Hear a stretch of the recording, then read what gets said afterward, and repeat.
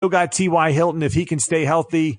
They made the upgrades last year on the offensive line, and they kept him upright more so than they were able to in his years past when they really let him get beat up. Quentin Nelson seems like he's going to be an all-pro type of player every single year. And then the Devin Funchess move, I don't know what to make of it because I don't know how good Cam is in terms of getting the ball to the wide receivers and his accuracy. And so getting him with a different quarterback, maybe that's a move that really elevates Devin Funchess at this point. So I kind of want to see how that plays out. Ebron had a massive year last year, and they really like Marlon Mack on this team. So I like them just because there's a lot of other questions about this division, especially when it comes to, quarterback play with Tennessee and just overall locker room with Jacksonville. And, I think the Texans will be their biggest competition, but I do like the Colts. I got them pushing. I got them at 10-6. So I do see them getting there, but I don't like them over that. And I am nervous with the Andrew Luck injury. That does make me a little bit nervous. So my 10-6 is with him playing. If he has to miss multiple weeks, I don't know if they can get to that number. So Eric, let's finish up with the AFC West. If you've listened to the first part of the show and listened to us talk about AB and Hard Knocks, probably no surprise here that it's the Raiders that are in last place according to what Vegas thinks is going to happen. They have the Raiders over-under set at 6, and that will be the hometown team in Vegas next year, so they wouldn't even give them any love there. So last year in Oakland, Raiders at 6. What do you like here for Oakland? Boy, 6 is a hard number on this team because I just don't know if they can be a complete disaster or if they can win 8 games. I mean, they're really a coin flip for me. Well, they could be both. That's true. They could win 8 games and be a complete disaster. But no, this is one of those teams in the NFL when I look up and down the schedule and I could flip a coin and go one way or the other. So I'm going to take the over on the 6, but that's just because I'm going to put a little bit of faith in Derek Carr.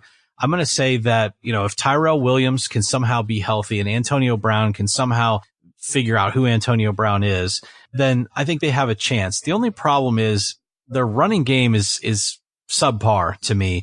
When you're starting with a guy like Doug Martin, who is a castaway from the Buccaneers, I just don't know where you're going. And I feel like, again, Latavius Murray was there and looked really hot, his first year or two.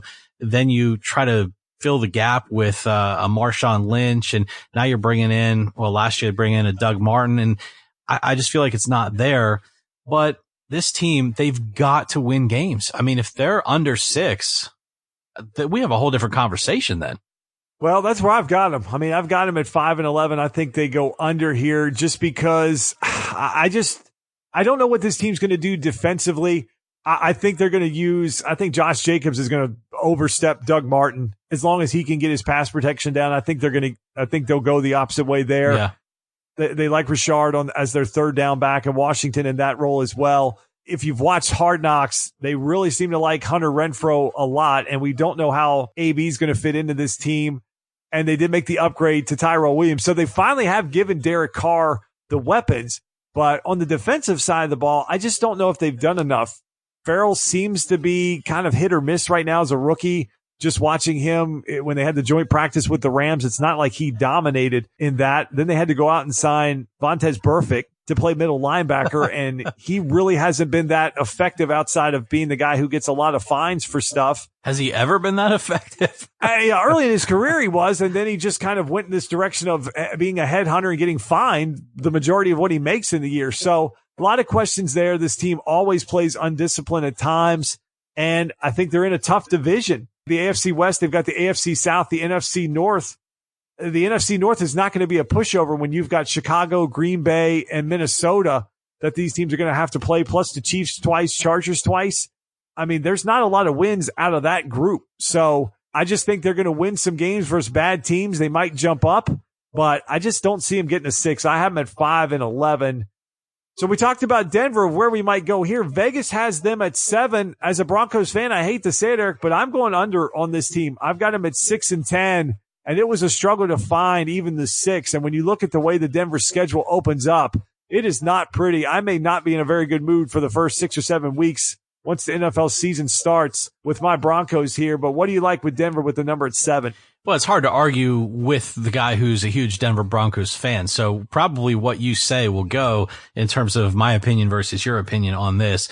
I think Joe Flacco is a huge risk for this team. I don't understand that move much at all. Obviously it's a bridge. They've been trying to bridge the gap ever since Peyton Manning's been gone. There's no doubt about that. But as I even look at their depth chart on ESPN, the wide receiver positions, at least according to ESPN, they're not even all filled out. It looks to me like they don't even have enough wide receivers. Then you've got Phillip Lindsay, who shows talent, Devontae Booker, but let's say in fantasy football, like you don't pick those guys because they're not going to give you game in and game out solid performances.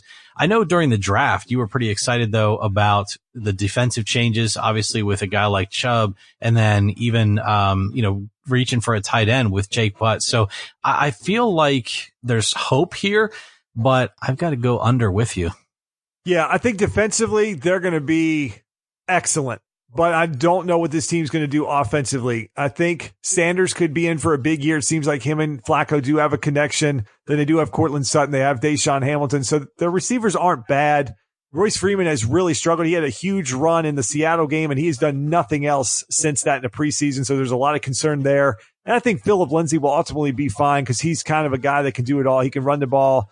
They can put him in the receiver position. He can do a little bit of everything for them. And that's where really last year he wasn't getting a ton of touches, but in that 12 to 18 range that he got, he did a lot with them. But what concerns me, Eric, is they open Monday Night Football at Oakland. Then they have Chicago, Green Bay, Jacksonville, the Los Angeles Chargers. Then they get the Titans. Then it's Chiefs, Colts, Browns to their bye week. Wow. And then they come back and they have the Vikings. There's just not a lot of wins there for a team that could be offensively challenged, especially early on. And now Drew Lock is hurt and may start the season on IR. I could see them turning the keys over to him, though, by week 8 or 9 or coming off the bye week, even if they're, say, 2-7 by the time they get to week 10. So enough Bronco talk. Let's talk a little bit about the Chargers. Last year, Eric, big year for this team. Vegas actually has them regressing back. They have the over-under set at 9.5 for the Chargers. For me, Eric, it was pretty easy. I went over on this one, and I don't think it's going to be close. What do you think with the LA Chargers? It's one of the best rosters right now, assuming Phillip Rivers stays Phillip Rivers and healthy. It's one of the best offensive rosters in the NFL. And I even say that without Melvin Gordon, because I just think that Eichler and Jackson probably could do enough production, enough damage that you don't need the distraction of a Melvin Gordon and whether or not he's going to hold out and all that garbage. But their wide receivers are solid. Hunter Henry at tight end. I like what they have to work with. I also feel like if the motivation for Phillip Rivers, and I mean, he doesn't really struggle with motivation. Heck, he has 9 kids. He's obviously busy, but it's a win now. I mean, this is the twilight of his career. Him and Drew Brees and Tom Brady. I mean, you've got to watch out for guys like that. So Justin, as much as I'm going to like this next team we're going to talk about, I still think you're right that the Chargers get over 9.5. I agree with everything you said there with the Chargers. The only pause I had was the Derwin James injury, just because he plays such a role on the defensive side of the ball for them. And the talk was that he could be a defensive player of the year candidate. And now he could be lost for as much as 3 months, if not more. That is a little bit concerning to me, but this Chargers team, as you said, they have one of the best rosters in the league. So, Eric, let's finish it up with the Chiefs. Chiefs number Vegas has at 10.5. This was another easy one for me. I went over on this Chiefs team. I think after what they did last year, I don't have a lot of pause that they can at least get to 11 wins. Yeah, I don't think this is maybe even throughout the NFC when we do that next week.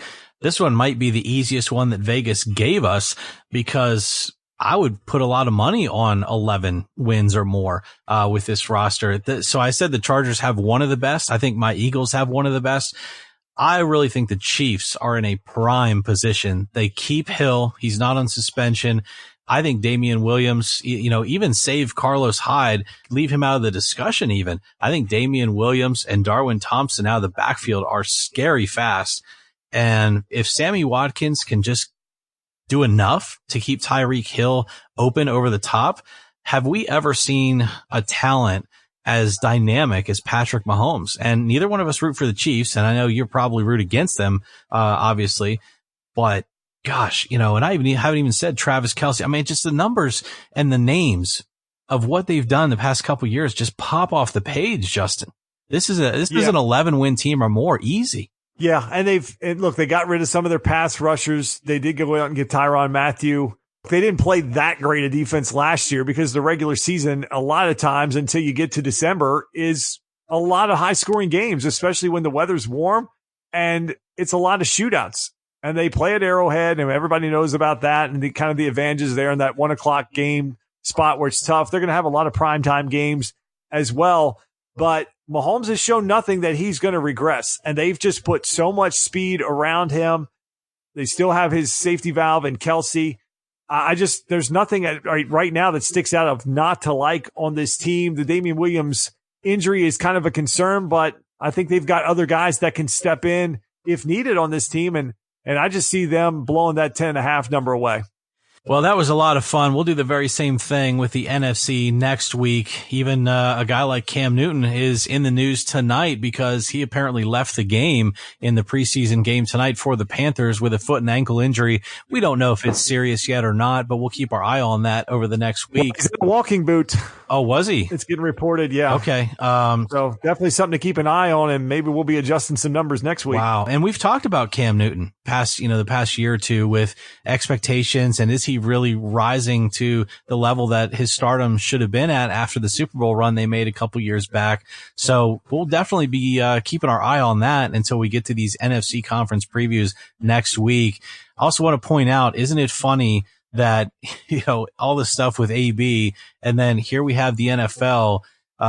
We were laughing about it earlier, Justin, the Raiders and the Packers playing on an 80-yard field tonight in a useless preseason game because the field conditions at one end are so bad. I mean, it's just weird and dumb. And embarrassing. You're right. For a multi-billion-dollar league to go to Canada and not understand that the field is different with the goalpost and there's a giant hole in the middle of the field, like some kind of Indiana Jones trapdoor thing, like, hey, I ran across the middle and then I disappeared. Just completely embarrassing, especially coming off of what happened with the Bengals early in the year where we talked about where they played on a subpar field. Then AJ Green ends up with the injury that he's got. So crazy, just crazy. Now it's being reported that Drew Lock for Denver may end up on injury reserve for the season. It could be a redshirt year for him. So a lot of NFL news that is coming out right now of the league, and some of it, like the field, is just, it's a complete embarrassment. So there you have it. Even as we sit here and record episode 302, keep our eyes on the television and the cell phones as we get things coming across the news wire.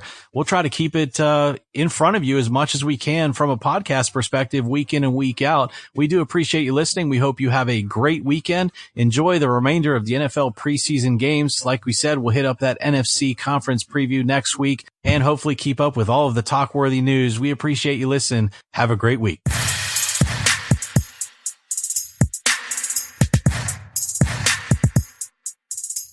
Thank you for listening to this episode of Talk Back. Staying current on sports is our number one goal, so we drop a new episode each Thursday at 10 a.m. Eastern Standard Time on Apple Podcasts, Stitcher, or the podcatcher of your choice. For more info about the show, to meet the hosts, or to partner with us on future episodes, please visit TalkBackFanTalk.com. We really enjoy hearing your take on the world of sports, even when you disagree.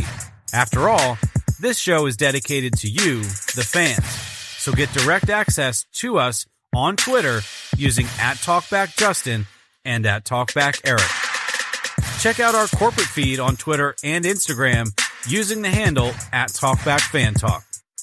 We hope you have a great week. We'll talk back at you next time.